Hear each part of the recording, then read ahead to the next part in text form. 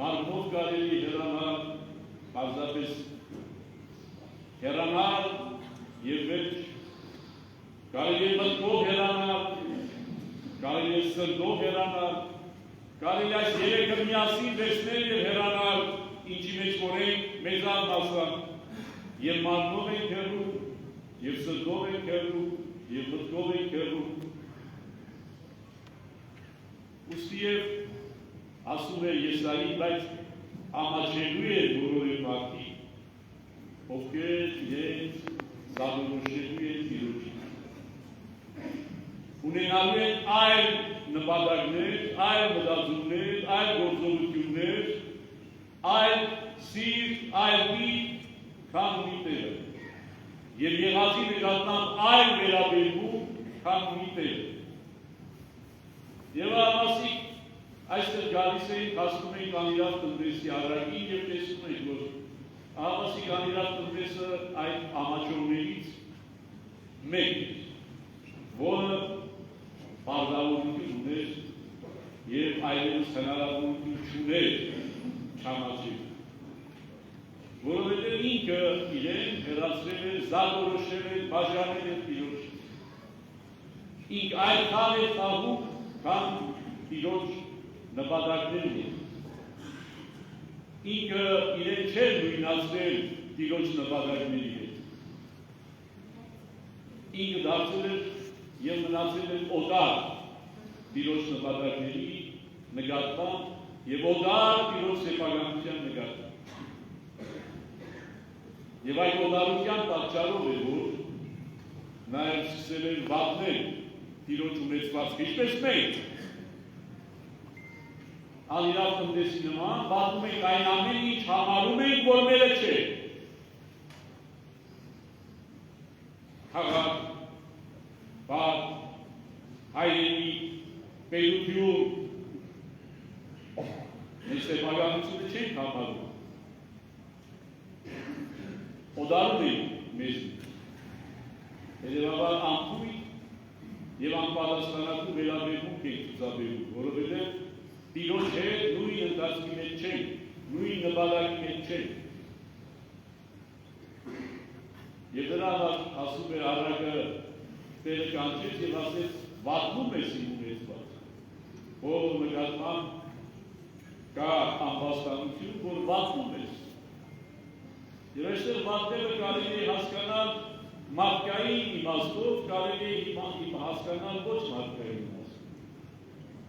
Եթե մարդկային իմաստով հասկանալ, չենք հասկանալ առակի ավարը։ Ինչու չենք հասկանալ, որովհետև վերջում տեսնում ենք, որ անիրավ տնտեսը, քանի որ աշխատել չի կարող, ոչ մի արհեստ չունի, մուրալ ամաչում է, ինչ պիտի անի, որպեսզի կարողանա ապրել, իր Տիրոջը ունեցած պարտադրանքների պատկերը զիջում, ով 100 լիտր ծետեր պատ գրում է 50, ով 100 կիլոգրամ ցորեր պատ գրում է 80, որպեսզի հնարավորություն ունենա այդ մարդկանց բարյացակամությունը շահել և ունենա։ Եվ առակի ընթացքով, եթե գալիս են, ակնկալում ենք, որ Տերը առավել խիստ մոտենա տնտեսին, որ հերիք չի վատնել իր ունեցվածքը մինչև այս, նաև զիջում է պատկերը դրանից հետո։ Բայց զարմանալիորեն Տերը գովում է տնտեսին։ Չի ասում, ինչու իմ պատկերը զիջեցի, գովում է տնտեսին։ Նշանակում է, թե Տերը այն Տերը չէ, ինչ որ մենք հասկանում ենք մեծամասամբ, ունենալ, միշտ ունենալ, ավելի ունենալ, դարձյալ ավելի ունենալ, ոչինչ չծախսել, ոչինչ տալ, պարզվում է Տերը չի, մեր հասկացած Տերը չի, գովում է պարտադրանքների զիջած իր ունեցվածքի համար։ Մենք լինեին, այդպես չէինք վարվում։ կանչեին տնտեսին առավել քիչ պատիժ կտայի։ Կպարտադրեի, որ բոլոր այդ զիջված պատկերը ինքը վճար, որովհետև մենք այնտեղ չենք, ինչը որ առագը ակնազում է և ներկայացնում։ Նշանակում է, թե այստեղը անիրավ տնտեսիկները մեր հասկացած տեղը չի։ Ունեցվածքը միայն շատացնելու մասին չի մտածում, ծախսելու, ունենալու, հղբանալու, մեծանալու մասին չի մտածում, այլ արդյունավետ, տեղի, հոգալու մասին է։ Իսկ բարձրում է ուրեմն ինչ է արել տնտեսում ինչ արել։ Բաղներ ինչ իմաստով է բաղներ։ Ինչպես առաջն է ցույց տալիս, ինքնին համար չէր կուտակել, որովհետև եթե կուտակած լիներ, ամբողջ կգնան ասել լավ, հանում էինք տնտեսությունից, գնան կուտակած վայրեր, մինչև կյանքից վերջից կհերիքի, նշանակում է չէր կուտակել, չէր գողացել է իմաստով։ Բա ինչ է արել, նշանակում է ամփույթ, անտարբեր, ամբողջ, ծառը պտուկ տվել է, թե չի տվել, արմուսքորեն տվել է, թե չի տվել, անձերը ժամանակին եկել է, թե չի եկել, ջուրը ժամանակին տվել է, թե չի տվել, ամփույթ, անարդյունավետ օգտագործող է եկել, որ պետք է հոգալ, որպեսզի տնտեսությունը զարգանա, տնտեսությունը լինի, արդյունավետ կերպով կառավարվի, բայց եղել է ամփույթ, անտարբեր, եղել խմել, ուրախացել, սեփականը չհամարելով, մտածել է ոչ իմն է, ոչ նրանն է, ոչ մեկին է, ոչ մյուսին է, ուրեմն օրը կա, հացը կա, ապրեմ, անցկացնեմ և անարդյունավետ և ամփույթ կատարման պատճառով տնտեսության հասցրել է վնաս։ Ոչ թե մարդկանց օգնել է, բարիք է գործել, հաջարել է, պարտքերը զիջել է, այն ամփույթ և անտարբեր է եղել, այն ինչ որ մենք ենք, ասենք մեր քաղաքի նկատմամբ, մեր երկրի նկատմամբ, մեր բակի նկատմամբ, թե պարտադիր չի, որպեսզի ինչ որ վատ բան անենք, վերցնենք, հափշտակենք, ծախենք, պարտադիր չի, կարող եք լինել պարզապես անտարբեր և անփույթ, պարզապես անտարբեր և անփույթ, մեզ հասնված տնտեսության նկատմամբ, ինչպես մեր վրա դեպքում, հոգևորականներս, կարող եք լինել անփույթ և անտարբեր, ոտը առողջ է, առողջ չի, սնվում է, չի սնվում, տիրոջը ճանաչում է, չի ճանաչում, օրվա համով, օրվա բերածով կարող եք ապրել և անցկացնել, առանց մնաց տալու կարծես թե, ոչ մեկին հատուկ մնաց չեն տալու, բայց ինչպես ուրիշ անկամներ ասել են և ոչ միայն ես եմ ասել, անտարբերությունը մեծագույն մեղքերից, մեծագույն չարիքներից։ Այս անտարբերությունն է պատճառը, որ նաև մեր տնտեսությունը վաղումի մեջ է։ Եվ այս անտարբերությունն է, որ հանդիպանում է տեղը, ոչ թե բարեգործությունը, ոչ թե իր ունեցվածքը սրան նրան բաժանելը չէ, որ դատապարտում է, այլ դատապարտում է անփույթ, անտարբեր, անհոգ, անսիրտ մոտեցումը իր ունեցվածքի նկատմամբ։ Եվ ուրեմն երկու այս պատումները Եսայի մարգարեի ասածը և այս անիրավ տնտեսի առակը, երբ որ բերում ենք իրար մոտ հաշտեցնելու համար, հասկանում ենք մի պարզ բան, որ ոչ թե մեզ տրված է տիրոջ ունեցվածքը սեփականացնել և դարձնել մերը սեփականը կամ մյուս ճանապարհ ընտրել, լրիվ անտարբեր և անփույթ լինել այս սեփականության նկատմամբ, այլ պետք է դառնալ տիրոջ հետ մեկ միտք, մեկ հոգի, մեկ սիրտ, և ինչպես որ Տերն է վերաբերվում այս ամբողջ ունեցվածքին, այս ամբողջ ունեցվածքը տալով մեզ դիվայրումը, մենք նույնպես այդ մտքով, այդ սրտով, այդ հոգով պետք է մոտենանք այն ամենին, ինչ որ հաստատված է մեզ։ Ոչ Տիրոջից հեռանալը եւ այս ամենը մեզ սեփական համարելն է ճիշտ, ոչ էլ այս ամենը Տիրոջը համարելով անտարբերության եւ անկյունության բացելն է ճիշտ։ Այլ Եսայի վարքարի ասածով պետք է մենք իբրև տնտես, իբրև իմաստուն տնտես դառնանք մեկ միտք, մեկ հոգի, մեկ սիրտ, մեկ նպատակ Տիրոջ հետ։ Այսինքն Տիրոջ առաքելությունը իրականացնել։ Այն ունեցվածքի նկատմամբ, որ իրենն է եւ որը հաստատված է մեզ ժամանակավորապես։ Եվ այստեղ է որ տեսնում ենք, որ առաքի վերջաբանի հետ համեմատելով տեսնում ենք, որ այստեղ միայն կուտակել, շատացնել, արագացնել, ճոխացնել չի, այլ արդյունավետ կառավարելը եւ արդյունավետ մարդկանց նաեւ տրամադրելը եւ բաշխելը։ Ուրեմն այս առակը, այս ամբողջ վերլուծությամբ գալիս շատ պատշաճում է մեր այսօրվա վիճակին։ Ինչու մենք այսօր այս վիճակում ենք, որովհետև եղել են ամիրատ տնտես,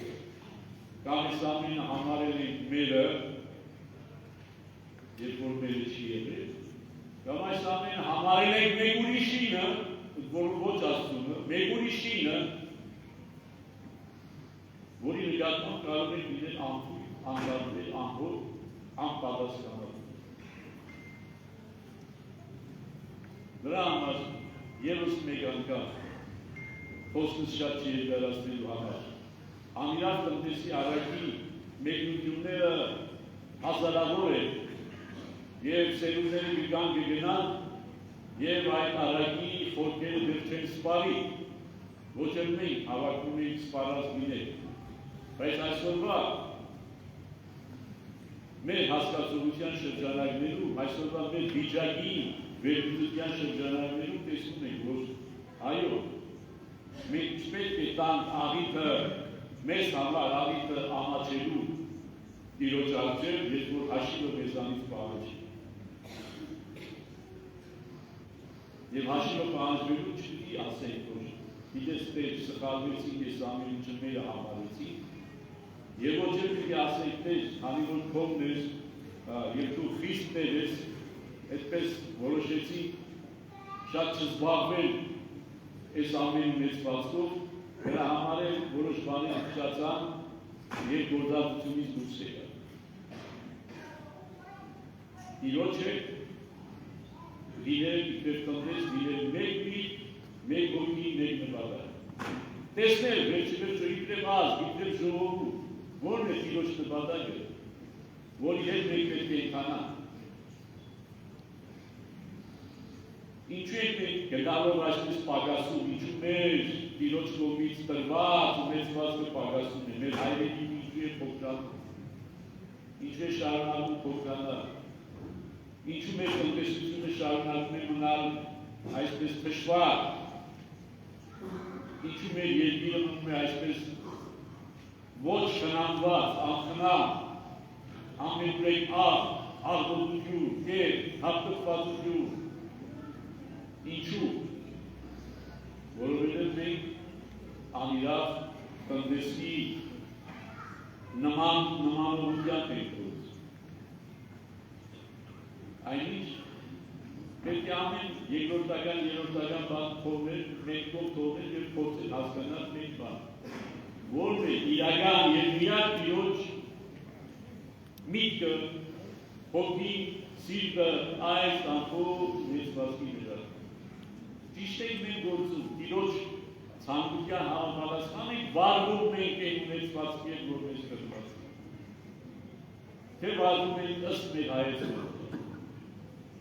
և մեզ առնասավ ըստ մեր անտարբերության։ Ավասիկ, ևս մեկ կարևորագույն դաս մեր սպասի ընթացքում անիրավ տնտեսի առակը տալիս է մեզ։